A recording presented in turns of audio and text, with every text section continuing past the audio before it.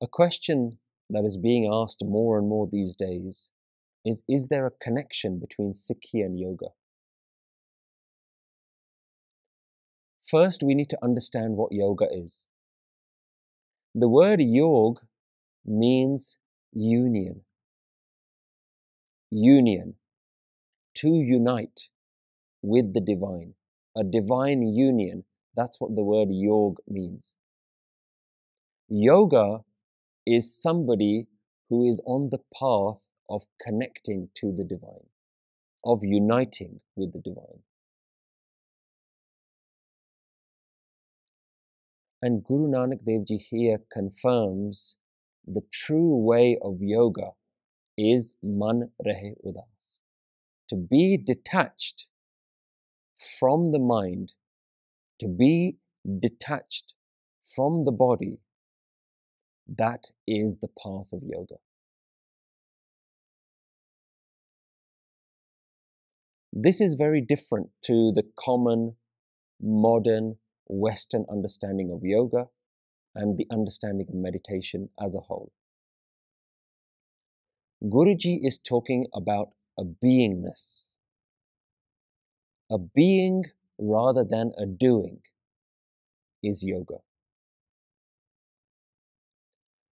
Union doesn't come from focus, it doesn't come from postures, it doesn't come from concentration. Those are tools, those are methods, but those aren't the end result. Not letting your mind take over you, that is yoga. Not being a slave to the mind. Not letting the mind cloud your experience of the present moment, that is yoga. This isn't about rejecting the mind. It is simply about accepting that state of beingness. And that doesn't happen in the mind. You have to be detached from the mind to be in a state of centeredness, being still. Most of the time, when you enter into yoga, what you'll find is yoga is trying to change you, to improve you, to move you away from your sins, from your faults, into a more purer, a cleaner, a glorified version of yourself. But these are all external factors that the yoga is focusing on so that you may move past them into the internal.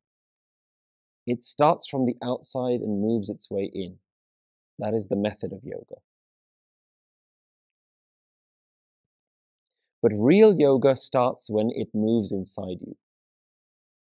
When the external is something that becomes secondary. Real yoga starts on the inside. When you become detached. When the body now no longer is the focus of your meditation. When your identity is no longer your body. When your identity is no longer your mind, that's when you can begin to start having that union. No fighting, no struggle, no trying to defeat your sins, simply detached from them. Because a lot of what you're trying to fight is something that is ingrained within you. It's something that's built within you. A lot of what you're trying to fight are habits that are formed out of your control, as part of conditioning, as part of society, as part of just the way you were brought up. So we're not trying to solve every single one of those problems. We have to recognize them, know them for what they are, but there is something behind all of that, sitting behind it. This is now detachment. This is what the word Guruji has used Udaas, being free from it. The Guru's path begins here. So a true Sikh who follows the Guru's way is the real yogi, the one who is on a path of detachment from the body. The method at this point becomes irrelevant. Naam Simran is also a type of yoga. Gurbani mantra is also a type of yoga, because the technique is the entry point, but not the destination. Naam, which starts as mantra, takes you much deeper into a state of Naam, into an experience of Naam. That's what a Gursik aims for. That's what the path of the Guru leads you towards. That is the path of yoga. So we need to have an appreciation for what yoga is, what yoga is not, and understand that there are many different paths. Guruji is saying Asankh Jog. Every technique is a type of yoga. So we don't need to battle with this. It's either Sikhi or it's either yoga. It's all yoga. It's all Sikhi. Asankh Bhagat Gun Gyan Vichar. Here the word Bhagat is plural, and here it means countless meditators. Bhagat is also another word that's quite difficult to translate into English. Sometimes you see the word devotees, sometimes you see the word saints, because bhakti implies something that anyone can do. Anyone can sit and do bhakti. But anyone sitting and doing bhakti isn't a bhagat. We can say countless meditators, but not all meditators are bhagats.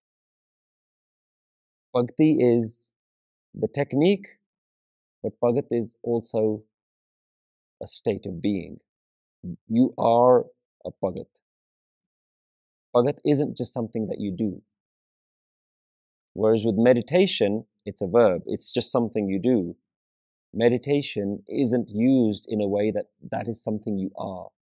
Bhakti is almost a different word. It's something you do, but it's something you are as well.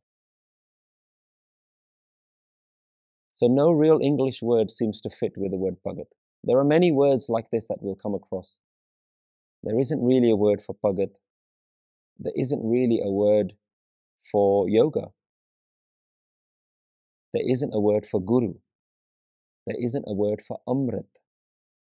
These words just don't translate well, because when you say the word Bhagat, there is generations and generations of history, of culture that are associated with that one single word. If you translate that word into devotee, into meditator, into saint, they lose a lot of that cultural significance that is inherited with each word. This is why Guru Granth Sahib Ji is so difficult to translate, because the connotations attached with each word don't translate. They aren't transferred from one language to another. This is why, frustratingly, you may have come across people again and again and again that say, translations are fine, but you must learn the Gurmukhi. It sounds frustrating. It sounds annoying. The greatest books in the world have been translated. Why can't Guru Granth Sahib be translated? It can be translated, as long as you appreciate that with every translation you lose something. You gain a lot, but there are some things that just can't be translated. Asankh Bhagat. Countless are the meditators, Gun Gyan Vichar, who are singing the praises, the Gun, and who are doing vichar on the gyan, on the understanding, who are contemplating this wisdom. Countless meditators who praise and contemplate wisdom. In reality, anyone is a meditator. Everyone can meditate. And everyone is searching for something. Everyone is looking for that truth. Everyone's looking for that happiness, that bliss. But the Bhagat is one who's come to understand and prioritize the Guru's way. The Bhagat is one who is not experimenting with meditation. That meditation takes over. He is now meditation. They are now committed, not by choice, but the sheer force of the meditation has drawn them in like a gravitational pull. What started out in the mind as an idea, as a hobby, as a pastime, now completely takes over their very understanding of what they are, what they know themselves to be. That is a Bhagat. They no longer follow a religious path. They're no longer devotees of one religion. They lose all political allegiances, all social customs. Everything society wants them to do gets dropped. All attachment to the material world has gone. They are on the path of eternal wisdom. That is what we call Guru, that eternal wisdom. And more significantly, they understand this is the key to mankind's happiness. They know it. They have found it. Guruji told us time and time again, Nanak Bhagata Sada Vigas, Suniya Dukh Paap Ka Nas. That is a Bhagat who is Sada Vigas, forever happy, forever joyful, not occasionally happy like us. And what we don't understand is when we look at these paths, when we look at meditators, when we look at yogis, when we look at people sitting in a Zen-like state, we think they have nothing. That they've abandoned the whole world, what are they left with? Guru says, when you abandon the whole world, you don't lose anything, you gain everything.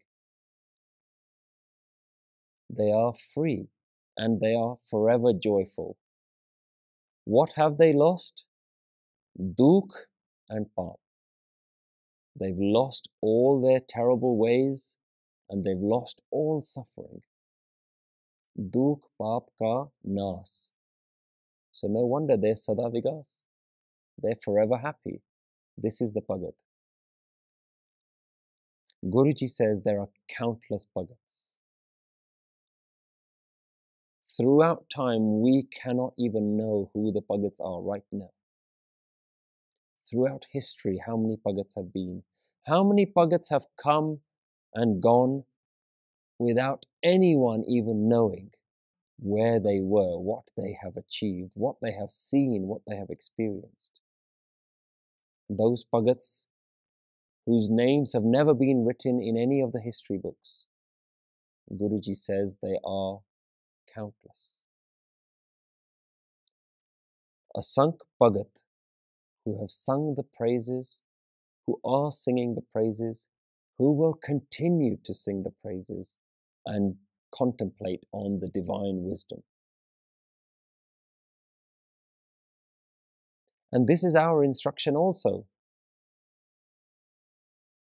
Fer ke agge rakhiye jit tisse darbar, moho ke bolan boliye, jit sun tere pyar, amrit vela sach nao, vadiyai vichar. Gun, Gyan, Vichar. Vichar is something that we're instructed to do. And by Vichar, we don't mean what Guru has told us not to do, which is to sit there and trying to calculate God, trying to calculate the divine, trying to understand, trying to get all the knowledge. This isn't about knowledge. Vichar is about being in a state of euphoria, just contemplating, just enjoying the magnificence of the universe.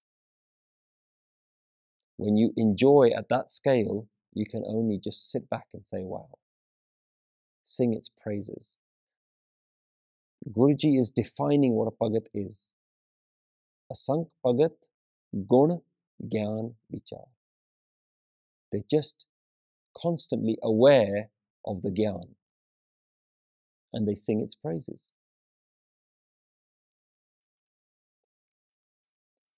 Asankh Sati, Asankh Datar. Sati, Sat, truthful, honest. Countless are the honest, truthful beings. And countless are the Datar, the ones who are charitable, the ones who are giving. Countless, honest, truthful beings, countless charitable giving beings. The majority of the world, the majority of people are good people.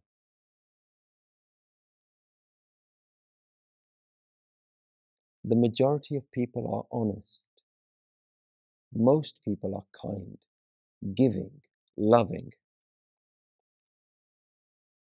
In fact, nobody sees themselves as bad. Everyone thinks of themselves as good. No one calls themselves cruel. No one calls themselves mean. Everyone thinks that they're good. Even the ones who aren't doing any good. So then we have to ask ourselves the question, am I really good, or do I just think I'm good? Because everyone thinks they're good.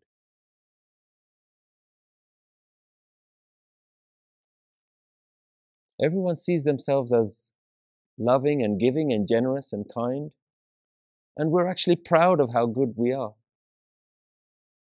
Begs the question. Yeah?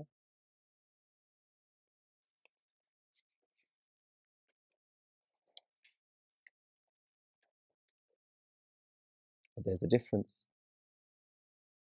Everyone sees themselves as giving. Everyone sees themselves as kind. But everyone sees themselves as the one being generous.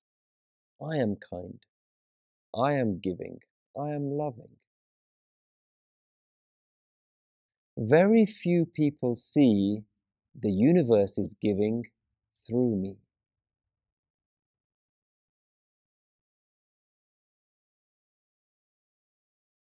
The universe is the giver. And the universe is the receiver. Then where is the I?